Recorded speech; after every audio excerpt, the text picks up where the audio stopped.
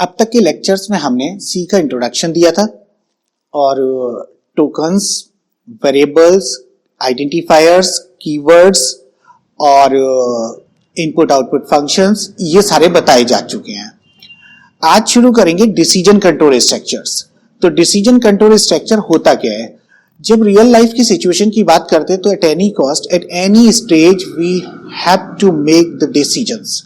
हमें क्या करना होता है? हर स्टेज में कोई ना कोई डिसीजन जरूर बनाना होता है।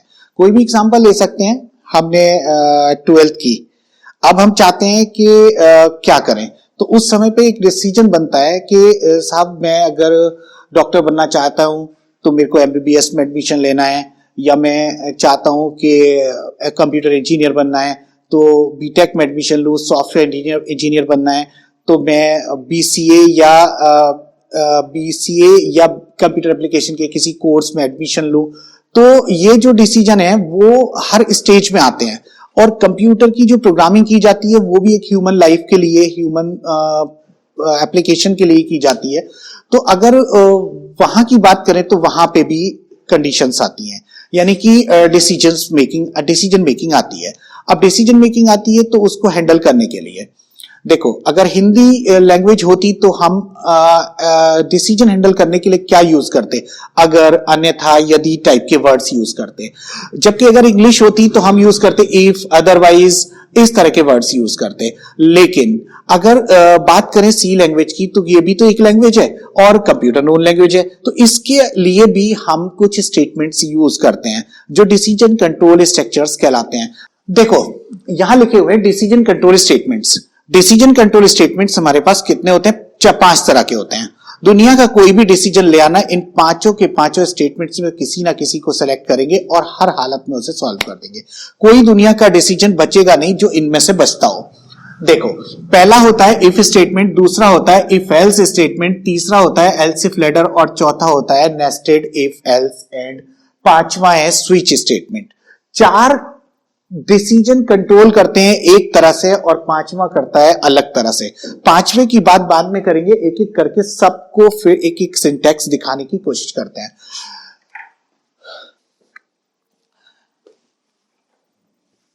देखो हमारे सामने एक इफ स्टेटमेंट का सिंटैक्स लिखा हुआ है। इफ की जरूरत कब पड़ती है? जब केवल एक ही कंडीशन हो तो हम यूज करते हैं only if statement.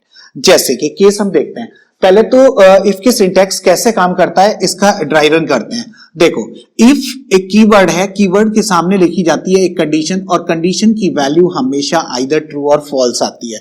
Either true और फॉल्स का मतलब हुआ यहां पे या तो logical statement logical expression use होगा या फिर यूज होगा रिलेशनल एक्सप्रेशन। रिलेशनल एक्सप्रेशन में रिलेशनल ऑपरेटर यूज होंगे और लॉजिकल एक्सप्रेशन में लॉजिकल ऑपरेटर यूज होंगे। ठीक है, तो कंडीशन की जब वैल्यू या तो ट्रू आती है या फॉल्स आती है, अगर ट्रू आती है तो it goes inside and work for all the statements written inside the block of statements. यानी कि यहाँ पे ब्लॉक ऑफ स्टेटमेंट में जितने भी स्टेटमेंट लिखे जाते हैं वो एग्जीक्यूट होते हैं when condition returns true value, और फिर इसको चला के ये बाहर आ जाता है। अगर कंडीशन की वैल्यू फॉल्स हो जाए तो it comes out from this block, यानी कि या तो ब्लॉक चलता है या तो नहीं चलता। सिर्फ इतना केस रहता है इफ में। इसका एक बेहतरीन एग्जांपल तुम्हारे सामने है जो नंबर इज इवन चेक करके बताएगा। क्या नंबर इवन है, इस बात को चेक करना हमारे इस इफ से होगा क्या? एक नंबर जो x है, x की कोई भी वैल्यू यूजर डालेगा, जो वैल्यू होगी उसके ऊपर डिपेंड करेगा कि वो नंबर इवन प्रिंट होगा या नहीं। तो हम यहां देखते हैं x की वैल्यू सपोज करो 25 डालता है। 25 मॉड्यूलस 2 मतलब 25 को 2 से डिवाइड करने के बाद रिमाइंडर 0 आता है क्या? नहीं, 1 आता है। 1 अगर आता है तो 1 इज नॉट इक्वल टू 0, यानी कि ये केस फॉल्स हो गया। ये बाहर आ जाएगा और ये कुछ भी प्रिंट नहीं करेगा। लेकिन अगर 24 डाला होता तो x की वैल्यू अगर 24 होती तो 24 divided by 2 reminder will be 0, और 0 0 से मैच होने की वजह से ट्रू होके क्या होता? नंबर इज इवन प्रिंट होता और प्रिंट करके ये बाहर आ जाता। फॉल्स में नहीं करता और ट्रू में करता। इतनी सी बात रहती है हमारी इफ की। अभी हमने बोर्ड पे देखा था डिसीजन कंट्रोल स्ट्रक्चर, जिसमें 5 स्टेटमेंट थे, इफ एल्स, नेस्टेड और लैडर और स्विच स्टेटमेंट। तो मैंने इफ के बारे में अभी आपको सिंटैक्स और साथ साथ उसका एक छोटा सा एग्जांपल भी दिखा दिया था। उसको एग्जाम्पल को अभी हम डेमोन्स्ट्रेशन में लेके आते हैं, how it can be run on the computer screen. तो मैंने ये प्रोग्राम छोटा सा टाइप किया हुआ है, सिर्फ इफ पे काम करेगा और फिर मैं इफ के कुछ ड्रॉबैक्स बताऊंगा आपको। देखो इसमें एंटर द नंबर, एक नंबर यूजर से मांगा गया है, उस नंबर को चेक किया गया है वेदर इट इज इवन, और नॉट की कोई बात ही नहीं है, वेदर इट इज इवन, सिर्फ इतनी सी बात कहनी है। अगर इतनी सी बात कहनी हो तो आप क्या करेंगे, इफ n मॉड्यूलस 2 यानी कि कोई भी नंबर इवन कब होता है, जब 2 से डिवाइड होने के बाद में उसका रिमाइंडर 0 आए। तो देखो मैंने यही चेक किया है, n modulus 2 is equal to 0, means अगर रिमाइंडर 0 आता है तो हम क्या करेंगे, उसे लिख देंगे इवन। तो सिंटैक्स मैंने पूरी तरह से समझा दिया था हालांकि आपको, फिर भी इसका एग्जीक्यूशन अब आप देख लो। अभी मैंने यहां पे 56 डाला और आउटपुट आया आपके सामने इवन नंबर। अगर मैं यहीं पे एक और काम करूं, मैंने नंबर डाला 45, तो ये कोई आउटपुट नहीं देता। कारण बिल्कुल साफ है, मैंने ये ऑड के लिए कुछ लिखा ही नहीं है इसमें। अगर मैं ऑड के लिए लिखूंगा तो कैसे लिखूंगा, अगर इफ अगर हमने पढ़ा हो तो हम क्या करते हैं, डबल इफ लगाएंगे। डबल इफ का मतलब हुआ एक इक्वल टू 0 और एक not equal to 0। Not operator में आ चुका है नॉट इक्वल टू, तो ये रिलेशनल ऑपरेटर है, और हमने यहां पे लिखा नॉट इक्वल टू 0 है तो ऑड लिखेगा। देखो इस प्रोग्राम में मैंने 2 इफ लगा दिए, एक इफ में लिखा इक्वल टू 0, एक में लिखा नॉट इक्वल टू 0। तो होगा क्या, अब प्रोग्राम एग्जीक्यूशन तो होगा, और होने के बाद 23 पे क्या दिखाएगा, ऑड नंबर। जबकि दोबारा चलाऊं इसको और